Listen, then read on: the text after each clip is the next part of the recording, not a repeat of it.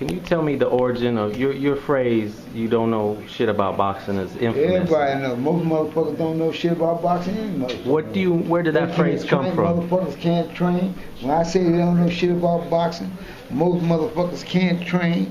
Don't know how to train a motherfucking fighter. I can train any motherfucker there is. I had a bunch of motherfucking fighters, so it ain't no shit to me. It ain't a thing to me. Most motherfuckers, like I said, most people don't know shit about boxing because most motherfuckers can't train, period. Okay. When did you start saying that phrase though? I said that since I've been a little bitty ass kid.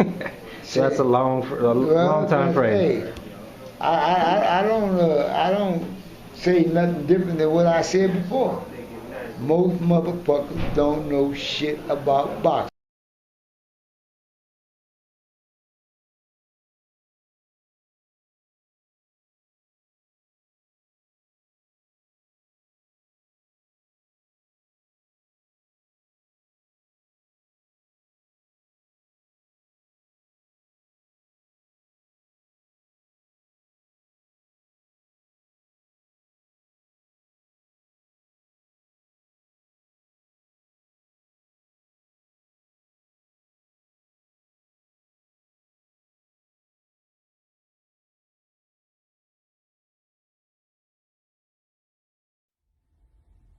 Hello, my people, my Bomb Squad Army, my Bomb Squad Nation, to all my loved ones around the world. I just want to let you know that I am here. Your king is here, and we ain't going nowhere, for the war has just begun. I will rise again. I am strong. I am a king. They can't take my pride. I am a warrior. I'm a king that will never give up. I'm a king that will fight to the death. And if anyone don't understand that, don't understand what it is to go to war, don't understand what it is to fight, we will rise again. We will regain the title. I will be back. We will hold our heads up high. Your king is in great spirit. And we will rise like a phoenix from the ashes and regain the title. I'll see you in a few months. For the war has just begun. All my love to all my people.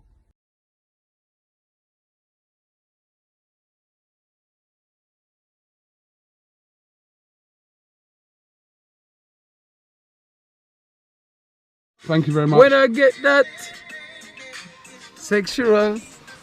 Ah! Ah! Get off me! Get off!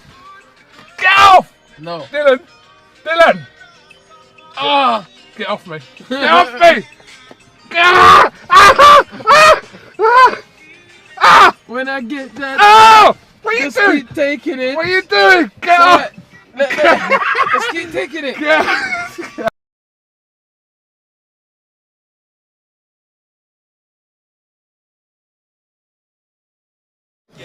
Surrounding Terrence, I know it's been a little bit difficult getting him opponents that have a strong name value. I know he's returning. Oscar made a comment a few weeks ago that he feels that because of that, you're risking Terrence going into the Hall of Fame. What do you make of that comment? I pay no attention, as do most people. We don't pay attention to what Oscar says. Oscar is not functioning normally. I mean, that's part of the reason that Canelo is going sideways with him. I mean, you cannot have an addictive personality and habits like Oscar has and function normally.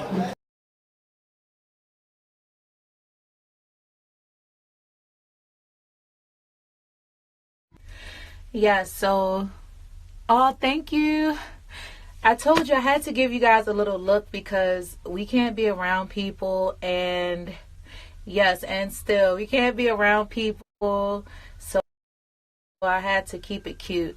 All right, so I'm sure some of you guys have seen what was posted by the WBO. Yeah, straight up. So fuck that hair. I want the belts, and I have one back. I'm so relieved that the right thing was done. To be reinstated as the world champion, a WBO super middleweight world champion, is, you know, such a big deal. One, because I don't think there's really been a situation like the one I endured. Of course, we've had drug cheats. We've had people who've broken the rules to succeed. But to go through what I went through, you know, plain as day, to see that this person was an obvious drug cheat and then have to fight the person, then fight sanctioning bodies to be the rightful champ. I'm just saying, it just shows the resilience of a woman who's determined.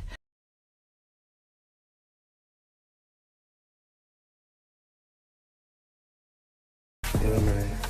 Look at me. It was like, damn, man, how you survive? How you not out for a year? You gotta blame God, man. You gotta blame God while I thank God. You know what I'm saying? All blessed. 480 spider.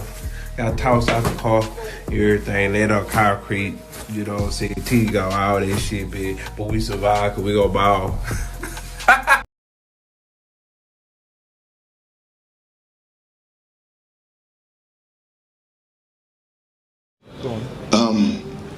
Right now, if I had to say the guy that's number one in pound for pound, and I'm not just saying this because it's two guys. Well, the most exciting fighter in boxing right now is Gervonta Tank Davis. He's the most exciting. At the end of the day, I think he's 22 and over 21 knockouts. Hands down, Gervonta Davis is the most exciting fighter in the sport of boxing right now. And you're right. And pound for pound, I would have to say Terrence Crawford. Terrence Crawford is the number one guy, pound for pound.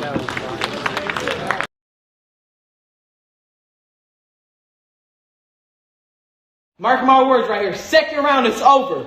Second round, he's gone. He goes for the upper, like he always does. Bang! Oh! Gervonta Davis out cold. He's gone. Ryan Garcia shook the world. He shocked the world. Woo! Woo! It's over. It is done. Second round, gone. And I'm generous for giving him two. I'm very generous because that might happen in the first. He might get a little too crazy, but I'm saying he's going to be extra cautious. He doesn't want to walk into it, but like you said, second round, KO, gone. Gervonta Davis is slept. He is asleep. He's not getting up. Again, I pray for him as well. I want him to be okay. I do. Because I don't hate Gervonta Davis. I don't at all. I think he's a great fighter. But I'm just better, and I'm here to prove it. Yep, so there you go, guys. You heard it here first. I hope somebody recorded it.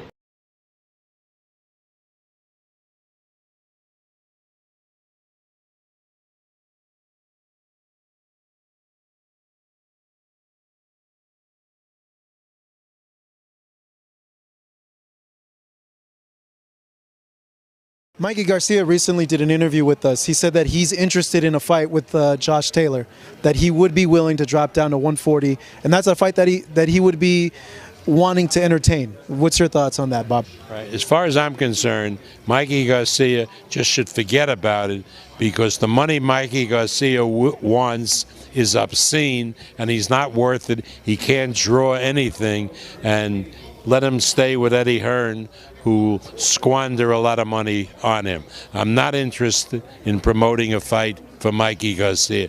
Not that he isn't a good fight, not that he isn't a nice fellow. He is a nice fellow, but his financial demands are ludicrous. Why do you feel that is? because money is money. I know what a fight can bring in. I'm not in a position, do I want to be in a position, as Eddie Hearn was with the Zone, squandering other people's money, accomplishing nothing. That's not my business. With your other fighters, I know they have dates coming up. Lomachenko and Teofimo. Well, when is it going to get announced, do you feel, Bob? What? When do you think you'll make it official? Later this month. Later this month? No, yeah, later this month. The return of Crawford? Later this month. Bob, thank you so much. Really. Shout out to IFL, Fight Hype, and Fight Hub. Subscribe to those channels. Shit, the Godfather said, no more questions, motherfucker. I'm done talking to your motherfucking ass. Well, I ain't gonna turn away my hard hitters like that. What's up, my people? This your boy Chuck P. C-Ville's finest from the Ville representing. And I tell you, with all this corona shit going around, canceling fights here and there, man, I tell you, I still gotta give you this KTFO info. So let's begin with round 10. So starting off these championship rounds, we gotta talk about a fight we did get, however. The babyface, Adam Kawanaki, going up against Robert the Nightmare Helenius. And boy, did we get an upset. So the babyface, he was known for beating ass, you know what I'm saying? But a little over 2 weeks ago, just like the song goes, Robbie showed he had that whip appeal and beat the fuck out of Kawanaki's ass from beginning to the stoppage. The good thing is, though, you know, Adam Kawanaki, he went into this fight smiling, and he also left with the biggest grin after Robert Helenius' biggest win. So next we got Derek James, the trainer of Jamel Charlo, and of course we also know he's the trainer of Errol the Truth Spence. Derek said, listen, for all you motherfuckers out there that's thinking that you're gonna see Bud versus EJ, guess what? That shit ain't gonna happen. It ain't gonna happen until Bud figures out how to get some asses in the seats. This motherfucker always fighting in empty arenas if he ain't fighting in Nebraska. Now don't get me wrong, he's a cold motherfucker. I'm not trying to take nothing away from Bud.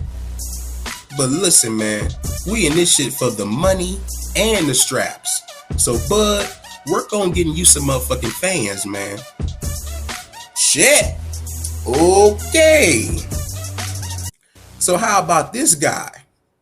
Ex-trainer of Tyson Fury, who I will be discussing shortly in the hot topic, by the way. We know he fired the fuck out of Ben when Ben doubted that he would beat Deontay Wilder in his rematch. But Ben wasn't sweating shit. Ben is now aligned with him. Hey, he's now aligned with not only Billy Joe Saunders, but he's aligned with the Scottish ass kicker known as Josh Taylor. So in the end, Ben still wins. Now for some Pac-Man news. Remember when the PBC had open arms and welcomed Pac-Man to the camp? Well, it looks like Manny could be saying bye-bye once this well runs dry. His contract is expiring with the PBC, and I'll keep all y'all motherfuckers posted as to where Pac-Man lands. So Pulev hires the Goose. Joe Goosen will be Pulev's new trainer for the Anthony Flopshua fight, June 20th. And I'm gonna be honest with you, I love to see this motherfucker multitask, y'all. This motherfucker, he's a commentator, but please don't be fooled by that suit, because the Goose will definitely get loose. Now, hopefully he'll give Pulev the extra nudge to settle this grudge. So in other news, some damn good news too, man. Devin the Dream Haney, he wins Fighter of the Year. And that's a good thing, man, especially considering how this motherfucker had went down with a terrible shoulder injury. Congrats to Devin, man. And hopefully he'll get his title back sooner rather than later from Campbell or Fortuna. And this just in, hold up. What the fuck? What the fuck? Okay, this just in, we got an improv high-speed chase right here on KTFO Info. I would love to know what idiot is driving this vehicle. That's right. You guessed it. It's our good friend, Adrian the Stoner Broner. He gets another DUI and an MIA.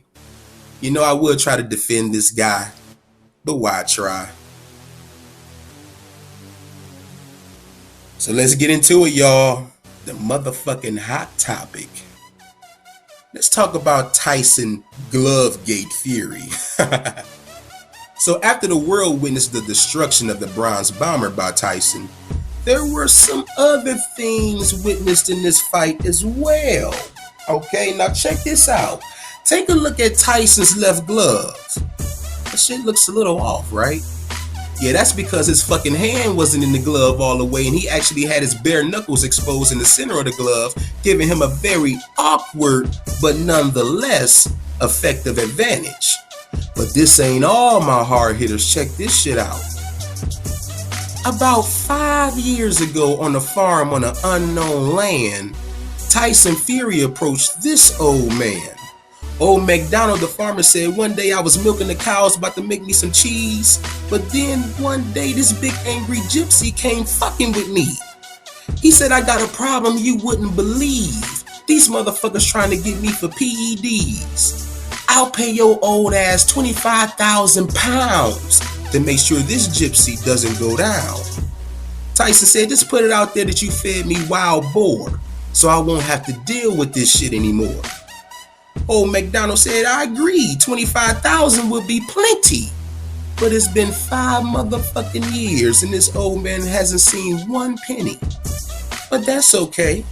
I guess I'll just have to drop a dime and risk my old ass doing some time. Uh-oh, somebody better put together a jury for Tyson Fury. Fury then responds to all of this by giving his fellow promoters, Frank Warren and the Godfather, some reassurance. He said this is nothing more than some bullshit, and the Cape Crusader will return soon to save the day before the night looms. Well, I put it to you this way, Tyson Fury. You might want to take this shit a little more seriously, brother. This shit ain't no motherfucking joke. But moving on to the next segment, Who Wants to Smoke? Well, Mikey Garcia was feeling pretty damn good after his win against Vargas. He said, please don't get this shit twisted. I still want to build at 147. Give me Pac-Man or EJ all day. Man, that goddamn EJ just laughed at his ass. And even Clarissa even thought. She said, that's cute of Mikey.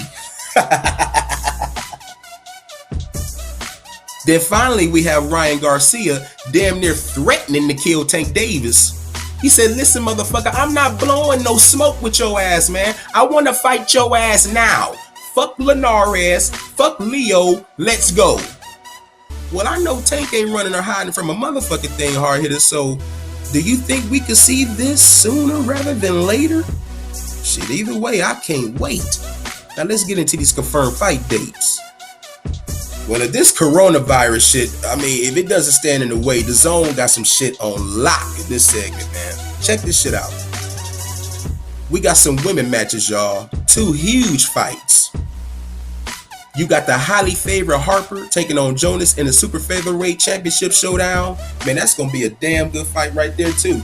Then you got Katie Taylor taking on Serrano. And this could be the women's fight of the year for the Undisputed Lightweight Championship. This is supposed to be going down May 2nd. And this will be the co-main event for this piece of shit. Taking on PED Old Man Ped Vekin. Okay, let me clean this shit up for casual boxing fan purposes. Shit. And finally, we have a heavyweight fight that should be out of fucking sight. We got these 2 brutes going at it round for round in this big heavyweight showdown. Check out the crazy psychotic Alexander Usyk as he goes to war with Dale Boy, Derek Ward Chisora, May 23rd, live on the Zone. And you know we got to show the hometown boys some love. Check out this boxing promoter from Akron, Ohio, Rob Butler for RB3 Sports, all right? He's supposed to have a card lined up for April 22nd here in my city, Cleveland. And I'll keep you posted on all that. You know, with all the corona shit going down, man, they got everything on a hold. But, you know, I'll keep y'all posted as to when the show is going to happen. And that's a wrap, hard hitters. As always, I hope you enjoyed the show, man. Jab the like button before you go and hit the subscribe button to become an official hard hitter and a resident of the Ville. The championship rounds continue with a quick turnaround as KTFO Info's return for round 11, April 3rd. Follow me on Twitter at ChuckP216 to stay updated on everything, just in case of some changes. Like I told you, this corona shit is changing everything, man. So until then, my hard hitters, continue to fight the good fight but at the same time, keep it clean. Chuck P. C-Ville's finest. But to you haters, call me your highness. Now somebody, please pass me that hand sanitizer.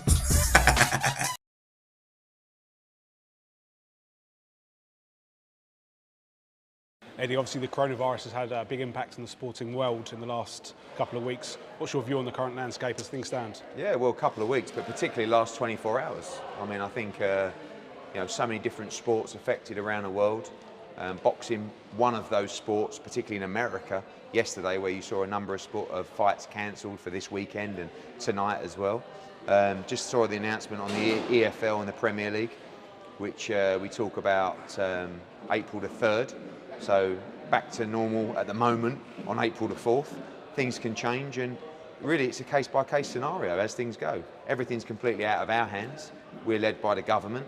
At the moment, it's business as usual, and as we stress to fans, don't panic. Anything you've got a ticket for that is cancelled, or anything you buy a ticket for that is cancelled, you will receive a refund in full. But I think it's the short-term stuff particularly that's going to be under most threat. When we talk about this fight is 11 weeks away, Joshua's 15 weeks away, Dillian White's 7 weeks away. I'm more concerned right now about March 28th at the O2, April the 4th in Newcastle, but the stuff from the Premier League and the EFL is encouraging in a sense where we have a date where things are supposed to go back to normal. But again, completely out of our hands. And I love the way that everybody's an expert on the coronavirus, including me and you and the bloke down the pub. But the truth is, none of us know. And it's going to be a day-by-day situation that we've got to keep on top of and stay positive about.